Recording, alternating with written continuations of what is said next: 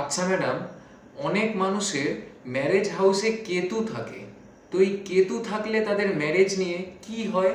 হুম, seventh house বা marriage হাউসে যদি কেতু বসে থাকে, সেক্ষেত্রে এমন লাইফ পার্টনার পাবে যে স্পিরিচুয়ালি খুব কানেক্টেড হবে, মানে ঠাকুর দেবতা আধ্যাত্মিক জিনিস এইসবে খুব বিশ্বাসী হবে। এবং সে এটাও চেষ্টা করবে যে তুমিও তার সাথে এই জিনিসগুলোতে এগিয়ে চলো।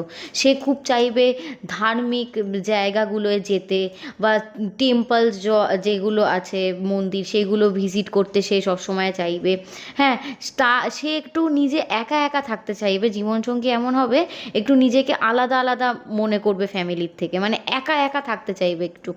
আর এরকম ধরনের মানুষ মনের দিক থেকেও খুব ভালো হয়, কিন্তু এদের ইনলজের সাথে সম্পর্ক একদমই ভালো হয় না। যাদের সেভেন্থ হাউসে কেতু থাকবে তাদের ইনলজের সাথে সম্পর্ক কোনো দিন ভালো হবে না। সেই পার্টনারের নয় ছেলের বাড়ির দিক থেকে প্রবলেম, নয় মেয়ের বাড়ির দিক থেকে প্রবলেম। আর বেশিরভাগ ক্ষেত্রে এরকমও হয়েছে যে মতের মিল খুব কম, তাই জন্য ভালোবাসা আছে সবই আছে, কিন্তু সেপারেটেড থাকতে হয় বেশিরভাগ ক্ষেত্রে। আর বিয়ে কিন্তু খুব একটা ধুমধাম করে হবে না কেতু সেভেন্থ হাউসে থাকলে। ঝিমঝাম বিয়ে হতে পারে, এমনকি এমনও হতে পারে পালিয়ে গিয়েও বিয়ে করতে পারে সেভেন্থ হাউসে যদি কেতু থাকে। এটাই।